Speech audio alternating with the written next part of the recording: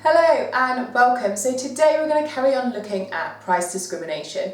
So last lesson we looked at first degree price discrimination, so how monopolies are able to charge a much higher, an individual price to every single unit that they're sold. So if you have a higher kind of willingness and ability to be able to pay a higher price, then they will charge you that maximum price and they're able to capture all of the consumer surplus for themselves. And today we're going to be having a look at second degree price discrimination. So second degree price discrimination occurs when a firm is able to charge different prices for different quantities. So what that means is, and you've probably seen that, and we'll go over some examples a little bit later on, but the consumer, so the firm itself doesn't actually know your willingness and your ability to be able to pay a certain price, right? So there's misinformation in the market.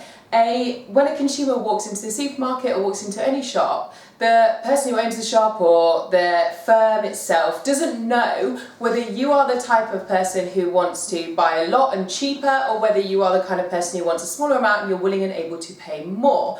They don't know where you sit on that demand curve, and therefore they need to be able to try and cater to capture as much of supernormal profit as they physically can, and therefore they almost get you to reveal yourselves. So they will give a set of options, and you as the consumer, when you walk into the supermarket or walk into the shop or walk into anywhere, reveal yourself as that certain type of consumer. So the firm is able to capture more areas of supernormal profit by selling at different prices, and we'll have a look at that in just a moment.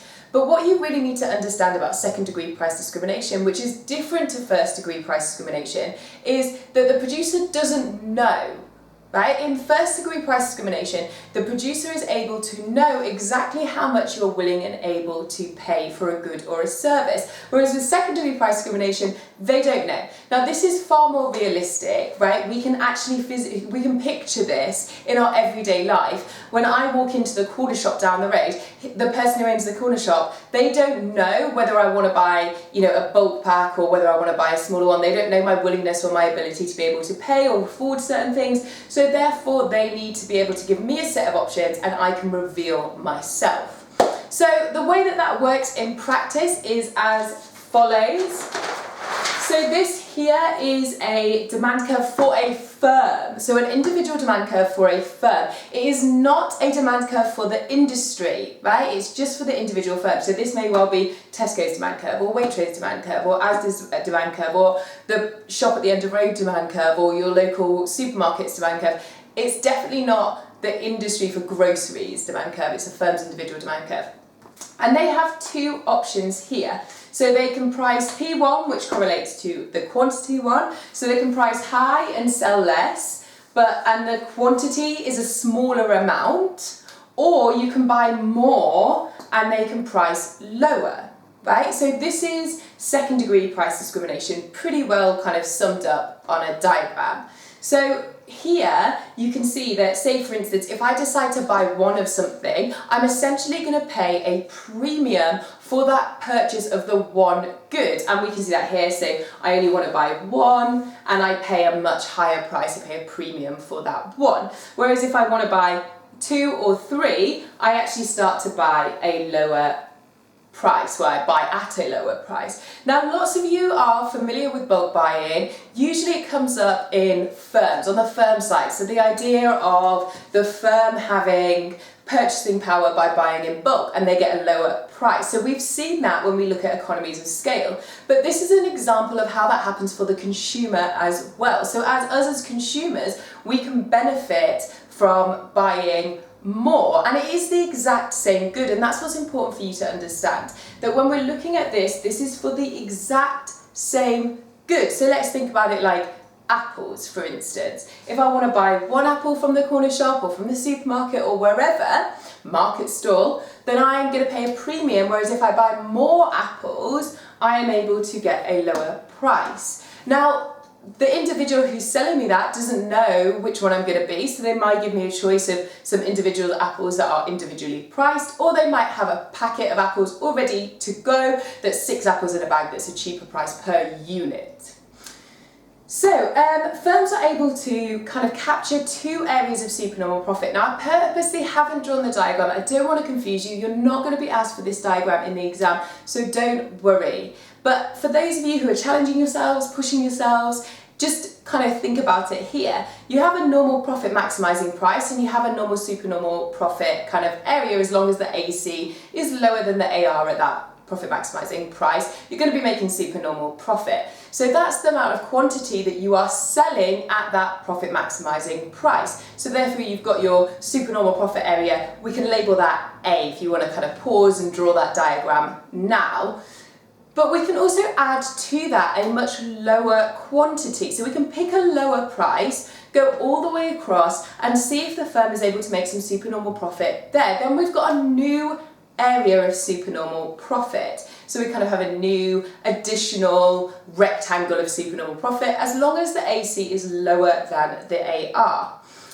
We then add those two, you can label, find that rectangle, shade it in, it's supernormal profit, call it B, and the overall profit for the firm would be A and B added up. Now, like I said, I haven't done that on the diagram, I haven't drawn that here, specifically because you don't need to know it, you will never be asked about it, please don't worry about it. But for those of you who challenge yourself, pushing yourself, you may look at it when you're at university, if you do a pricing module, for instance, or advanced microeconomics, you may well look at it. And that's a diagram that you may encounter. And what I want you to do now, if you haven't paused already, to kind of draw that diagram and see, then I want you to think of examples that you can see of this around, whether you go, to the supermarket with your dad, your mum, your carers, anyone in your family, or whether you as an individual go to the corner shop or to the shops. I want you to think about any examples of second degree price discrimination because it's so common, we see it everywhere. So have a pause and have a go at trying to come up with some examples. So I've got 3 examples for us to look at, but there are an infinite number of examples that you can come up with, and I love the widder the better, so the kind of more left field the examples are, the much bigger I am as a fan. But I've got kind of 3 really core examples that I think you will all be able to kind of resonate with. So the first one is just a can of soft drink, insert your favourite soft drink here.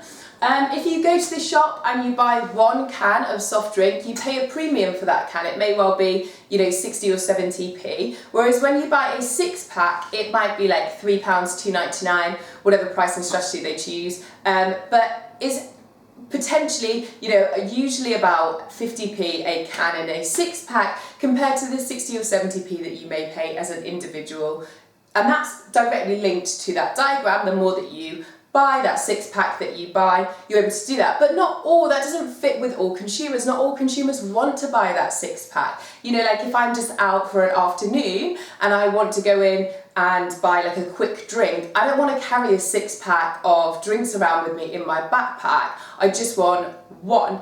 And that's another important point about secondary price discrimination. We as consumers change our preference. So there are different times and I am willing and able to pay different prices at different times. So if you think about that, there are times where I might be doing my weekly shop or I might be trying to fill up my cupboards and I might want to buy a 6-pack of, water. You should never buy bottles of water, but if you decide to buy like a 6-pack of can of Coke or Fanta or Pepsi or whatever, I'm willing and able to buy that at that time. But me as an individual, one person, the same person who's willing and able to buy that 6-pack, then isn't can go at a different time and only want to buy 1. If I'm out at the park and I'm just thirsty and I just see, corner shop, I only want to buy 1. I don't want a 6-pack of something in my bag. So it's so important that we as consumers reveal ourselves because the same consumer can actually act completely differently in different situations at different times. And the firm will never be able to know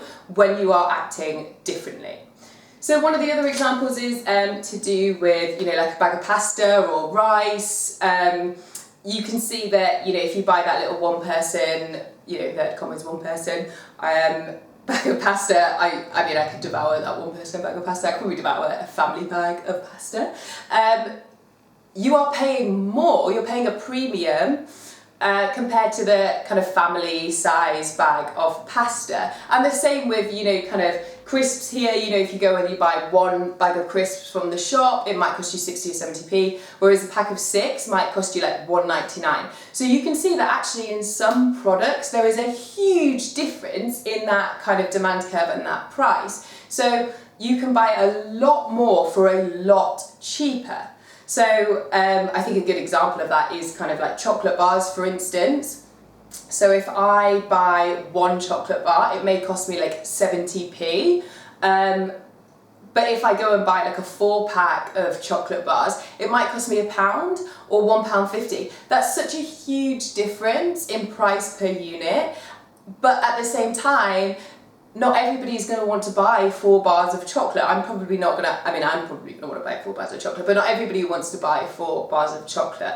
So we see this happening all the time, and you've probably got some really fantastic examples written down.